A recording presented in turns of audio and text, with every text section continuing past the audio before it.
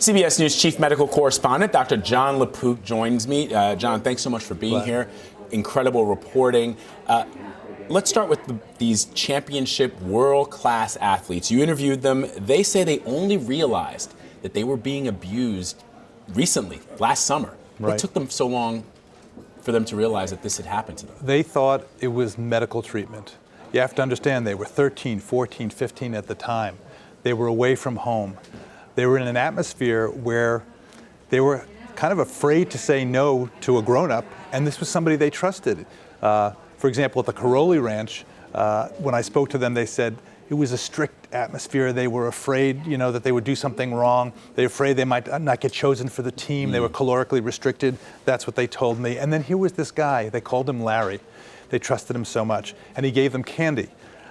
So they said it was he said it was medical treatment. They said, yeah, that was. They believed him. In your 60 piece, they say that. They say they just thought of it as treatment. Yeah. And Jessica Howard was one person who said, it just didn't seem quite right, but she didn't feel this was Dr. Larry Nassar. He was famous. She was lucky to be treated by him, so she didn't feel like she could say anything to him. And she did speak to some of the other young women there, girls really at the time, who said, yeah, he touches you funny. But nobody felt that they could really say anything. USA Gymnastics was told about Dr. Nassar in June of 2015. I want to make sure I get this right. And they say they reported the information to the FBI, and they fired Dr. Nassar after a 5-week investigation. They also say that the FBI told him to stand down, but then he continued practicing for a year. Right. So this is a big question, Vlad, which is more than a year goes by between the end of July, beginning of August of 2015, and September of 2016, when these accusations become public against Dr. Nassar. In that period, he's continuing to see people, young women, in Michigan. So this is a big question that needs to be still asked and answered. And I should say that Dr. Nassar is saying he's pled not guilty, and he said this is a legitimate, he says through his lawyers that this is a legitimate medical procedure. All right, just describe for us the environment that these athletes were in. The Karolyi Ranch, the Karolyis are world famous. The gymnasts that they've trained have won gold medals going back to the 70s. What kind of psychological strain does that put on these young children, essentially, that are training there? Yeah. Now I have to say the Karolyis, gave us a statement. They say they don't. Martin Bell. They say first of all, and nobody's alleging that they knew about the sexual abuse. Nobody's alleging that. And they said in a statement, we didn't know anything about a so-called toxic environment.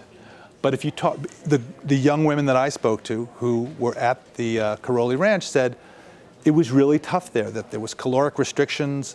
Yes, there was an open buffet, but if you ate too much, then you could get into trouble.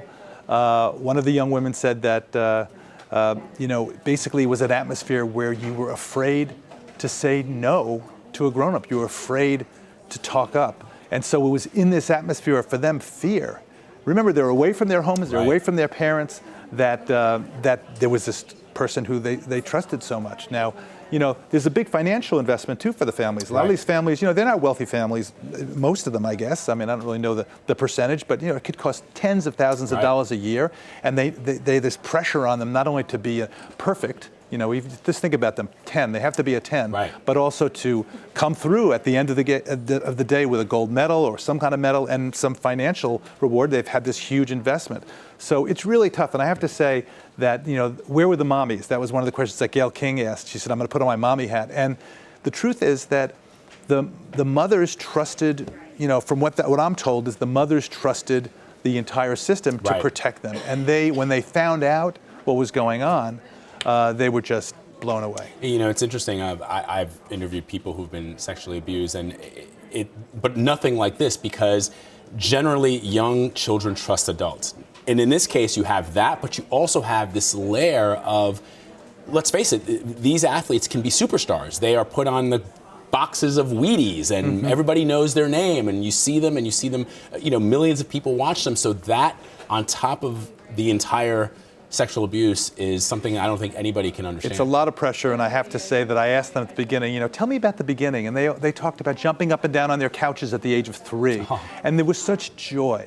And then, you go to around the age of 12, 13, 14, when they start making the national teams, and the joy starts to go out of it for them. And then when you hear Jeanette Antolin at the end of the 60 piece, which I really advise people to take a look at, just with tears in her eyes, saying when the light bulb, describing when the light bulb goes off and saying, oh my gosh. And for them, they're still dealing with it. They're coping with it, and it's a really tough thing for them to come to grips with. Dr. John LaPook, incredible reporting. Yes, if you have the opportunity to check out the piece on 60 Minutes, it is gripping, it is moving, and some great reporting. Thank you, John. Thanks, Vlad.